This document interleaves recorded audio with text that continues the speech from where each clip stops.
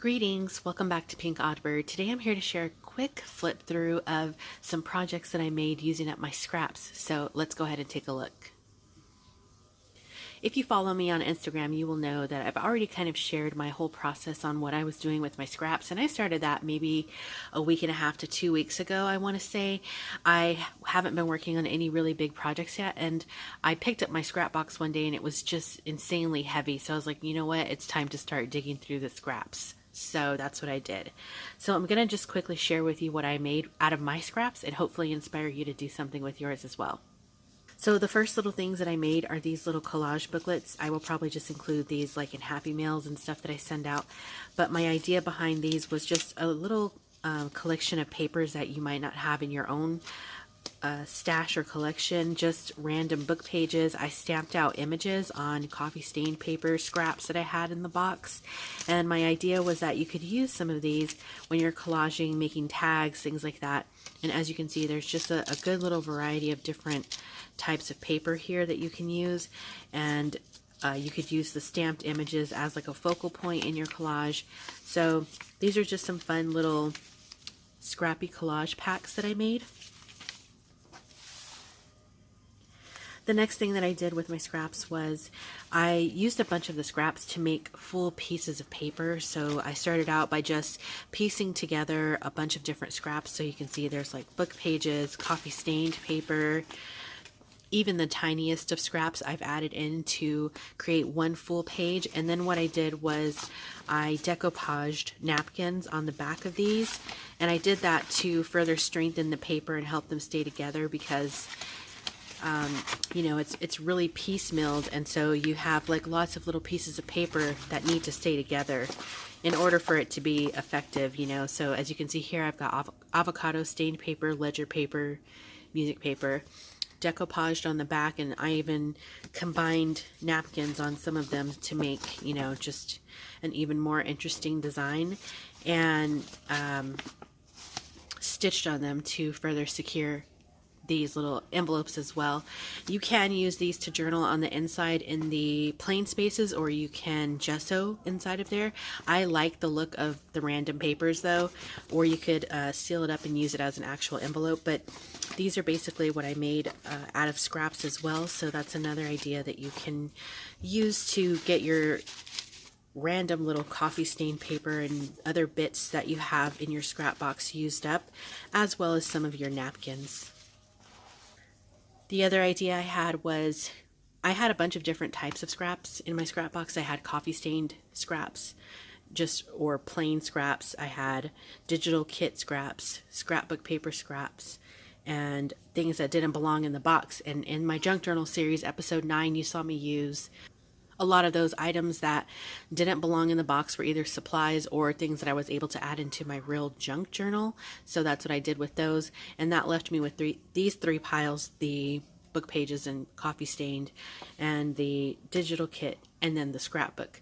So you know, I think dividing them up into piles like that also helped me work through the scraps a little bit better.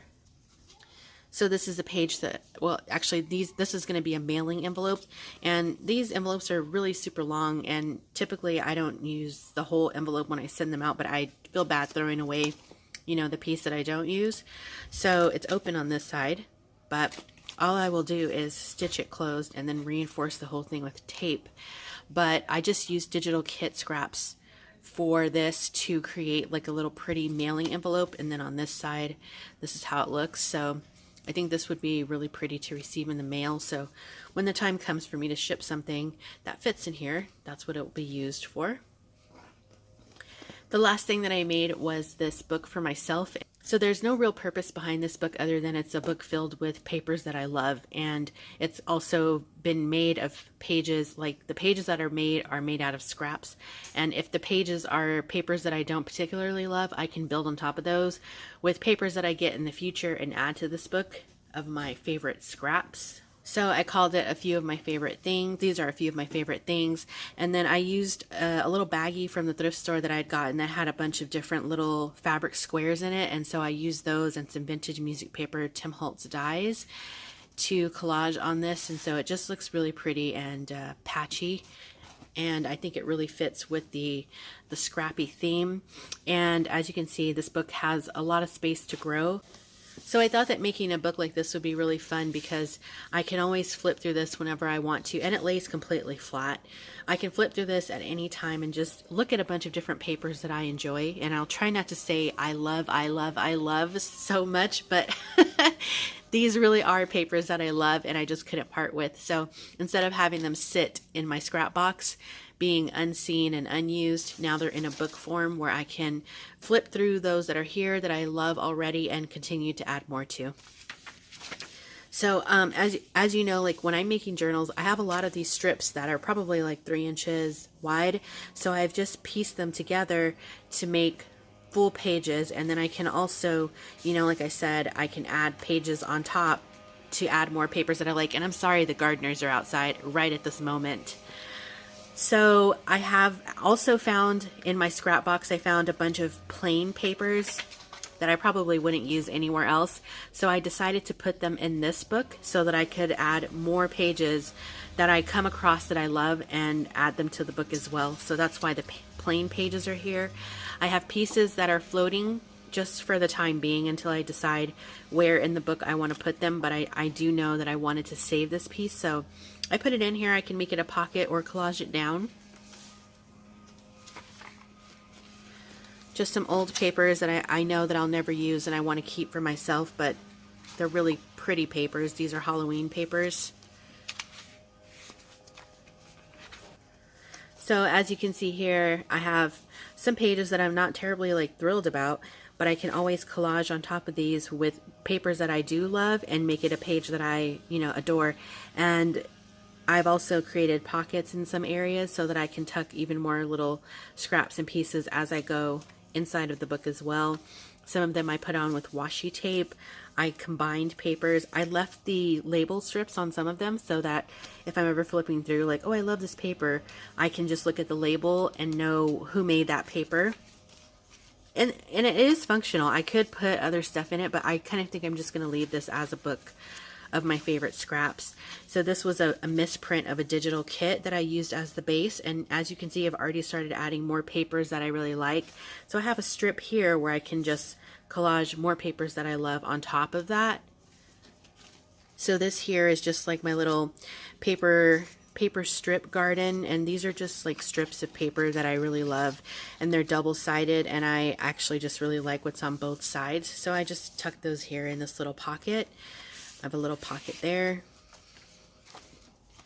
Another little floating piece that'll have a home eventually. Again, more space, and then just some other fun papers that I enjoy.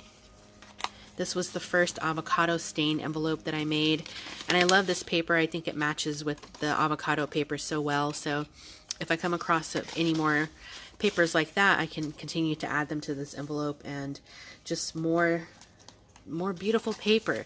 I know that you might be thinking, oh, what's the point of this? Well, I mean, aside from book pages and fabric, paper is definitely like one of my first loves, and so just having papers that I really enjoy, you know, looking at is really the only purpose of this book, and to be able to save those and look back on them. And I can even remember certain projects that I made with certain pieces of paper. So like this, I used this paper to make a book for my friend who just bought a house. So, you know, it doesn't probably look like it means anything to you, but it means something to me, and I just love paper, just to be honest. So here again, this is nothing really terribly beautiful, but it's a space that I can use to add more papers on that I love. And then here I have pieces of paper that I like to dye in here, and they're probably like my favorite pieces, so I opted to save those as well. More paper. I can collage on this here, and then I've got another pocket. This is the first avocado doily that I made. So just really beautiful things. This is a little postcard. So I can tuck something under there, but you can see I've tried to leave it so that the paper can be enjoyed in all aspects. So these just tuck up there. I thought those were beautiful papers. Here, I just like this little glitter piece of vellum, and then I just had a print from an old project in there as well. This paper I used to fussy cut, and that's why there's a piece missing, but I wanted to save the rest of this. So as you can see here on this plain paper, I've started collaging. You know, I found this piece and I'm like, oh, I want to put this in. So I've just started adding it here, and I'll continue to build around it. But as you can see, just papers of all kinds. I have a double tuck spot here as well, and I love the way that this page turned out. This was a few different projects that I did. Some printed vellum. I've got little pieces in here like this as well. I can add little collage pieces too, or I can, you know, add pages on to extend the page out to make it a full page.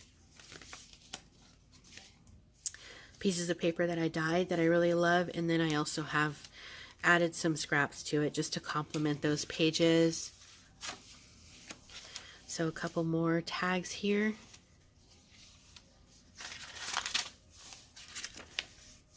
I think I skipped a page, yeah.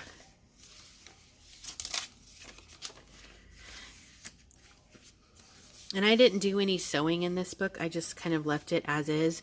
If there is anything like that might not be completely glued down or something anywhere, I can always fix it myself, or I can add more papers to kind of glue them together. So if you don't have a sewing machine, you don't have to worry about that.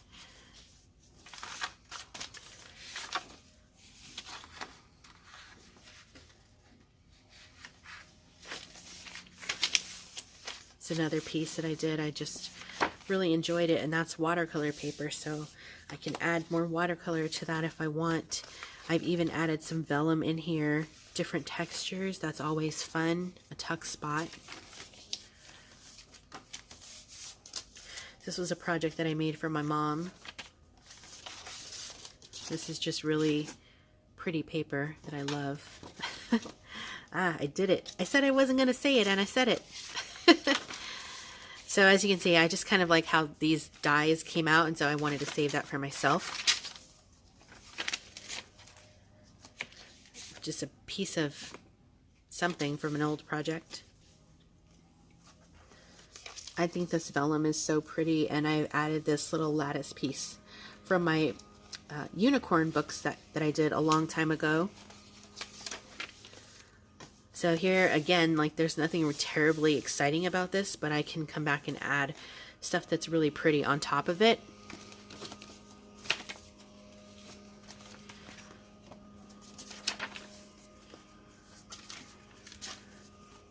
So if you guys are drowning in scraps like I was, I definitely encourage you to make something like this, or just do something with your scraps. If you're not really, if you're like in between projects right now, kind of like I am, and just kind of cleaning or loitering around, this is a fun, like relaxing project, and it doesn't have to mean anything. It doesn't have to be perfect. All it has to be is something that you like and something that makes you happy. And so that's what I did here with this book. And so, and actually I was going to say this page here was from the first junk journal kit that I ever bought, and that was Lori's kit for the first junk journal that I ever made. So little bits and pieces that just kind of really make me happy, and I wanted to have a place to be able to like save those and store those happy memories of projects past. And so this is everything that I have done for my little scraps to date. And again, I'm so sorry about the gardeners outside. It's such a noisy day today, but I needed to get this video done. So I would like to thank you all for joining me today. If you guys do something with your scraps, be sure to tag me at Pink Odd Bird so that I can see what you're up to as well. And that is going to wrap it up for me for now. Be sure to stay tuned, because you never know what direction this odd flock of ours is heading into. And until next time, toodaloo.